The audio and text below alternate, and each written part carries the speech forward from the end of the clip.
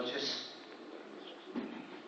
En primer lugar, quiero saludar a nuestro gerente general del Consejo Departamental del Consejo Nacional, el ingeniero Carlos Shimomura Ura, al comandante Óscar Jesús Reto Otero, general de brigada, al comandante Antonio Lorena Beltrán, comandante de la Policía Nacional, al capitán de fragata Alfredo Rego y al ingeniero vicedecano del Consejo Departamental de Lima, que nos honra con su presencia, el ingeniero Javier Argueta. A todos los invitados, a todos nuestros amigos, a todos los colegiados, a los paz decanos que nos honran con su presencia, el ingeniero César Rodríguez y el ingeniero Francisco González. Los recibimos con todo cariño acá. Somos una familia bastante unida. Consideramos de que este Día del Ingeniero es un día muy especial y es un día en donde básicamente tenemos que hablar del ingeniero y de la ingeniería en nuestro país. Conversando el otro día con un amigo, me dice, Pedro, ¿y qué cosa vas a decir acerca del Día del Ingeniero? Me dice, yo te sugiero lo siguiente. Y disculpen la comparación, me dice, cuando es Semana Santa hablamos bastante de Jesús. Y es así porque tenemos que recordar todo lo que sucedió en la época de Jesús y porque somos muchos de nosotros, o la gran mayoría, católicos. Cuando se trata de la Semana de la Medicina o de cualquier otra disciplina, hablamos también de ellos. Hoy día yo quería referirme de una forma muy sucinta acerca de la ingeniería en el Perú y ver de qué manera aparecen los ingenieros dentro de nuestra vida republicana.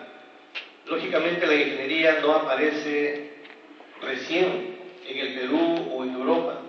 La ingeniería es innata dentro de la raza humana. Si no hubiera habido ese ingenio, una ingeniería no científica todavía en ese momento, si no hubiera habido ese ingenio, quizás la humanidad no hubiese salido adelante. Quizás todos nosotros no estuviésemos en este momento. La capacidad de ser una especie que hemos salido a través de la historia es justamente porque en cada uno de nosotros existe ese ingenio de supervivencia, de poder resolver nuestras necesidades, cumplirlas, desarrollarnos paulatinamente. La ingeniería en la prehistoria así aparece. Aparece posteriormente en una forma más tecnificada y eso es gracias, y siempre dicen así, cuando hay conflictos bélicos, lo que más se desarrolla no son las armas, es la inteligencia del ser humano, porque lo obliga a desarrollar algo para enfrentarse al enemigo. La ingeniería es esa, un constante desarrollo, tal es así que si queremos decir algo de ella, podríamos decir de que la primera ingeniería que aparece sobre la tierra es la ingeniería militar. La ingeniería militar es una de las precursoras para poder desarrollar posteriormente la ingeniería civil.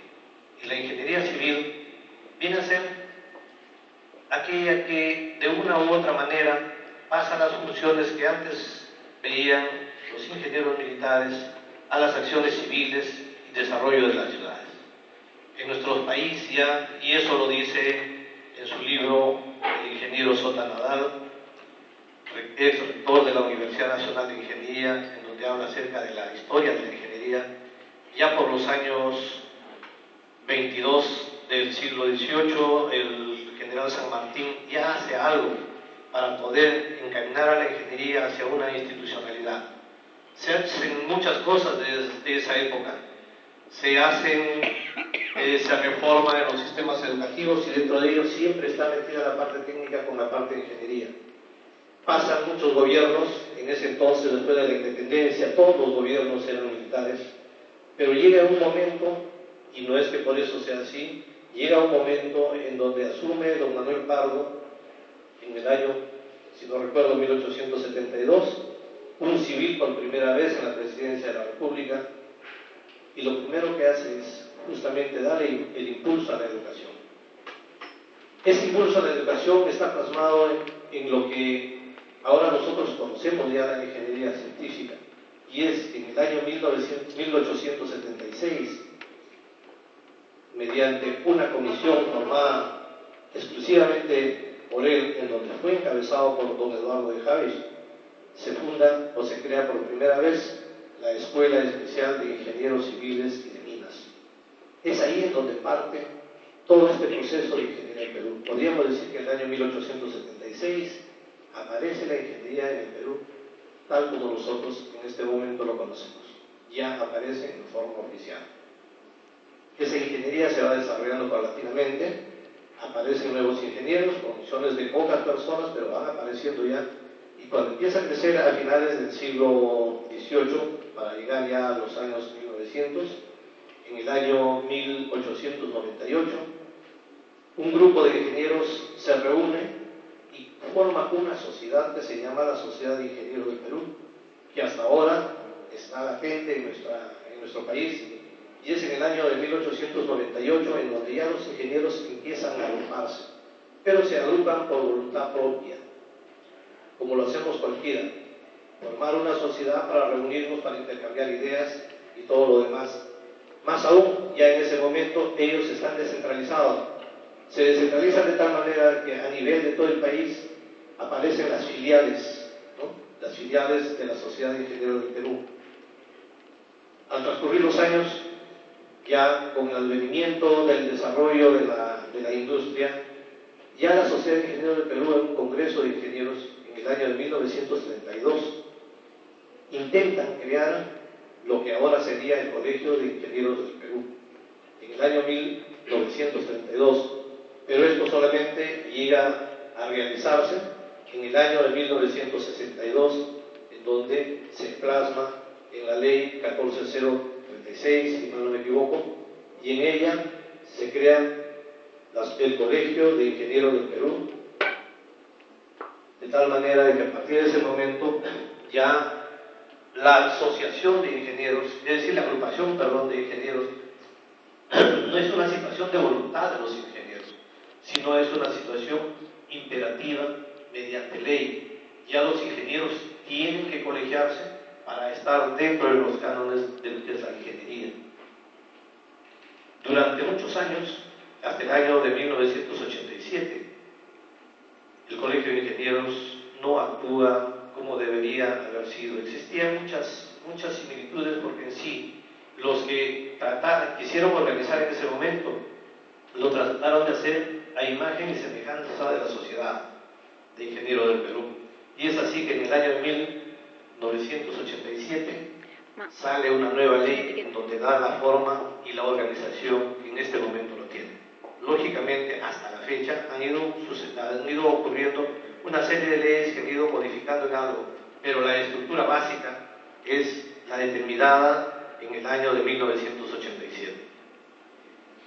Nuestra ingeniería ha sido eso, pero ¿y en el Callao qué?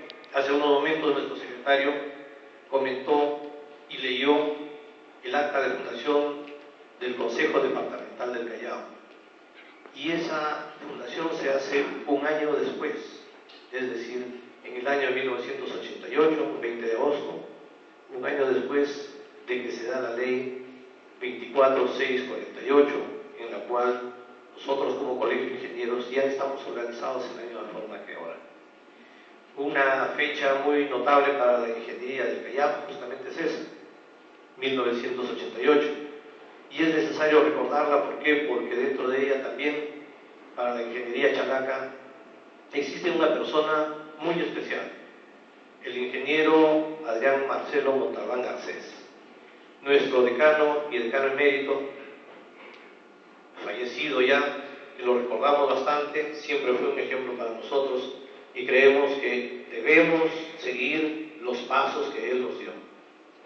Tratar de administrar, tratar de ser los hombres que lo hacen con honestidad, sin buscar ningún tipo de provecho a nuestras instituciones.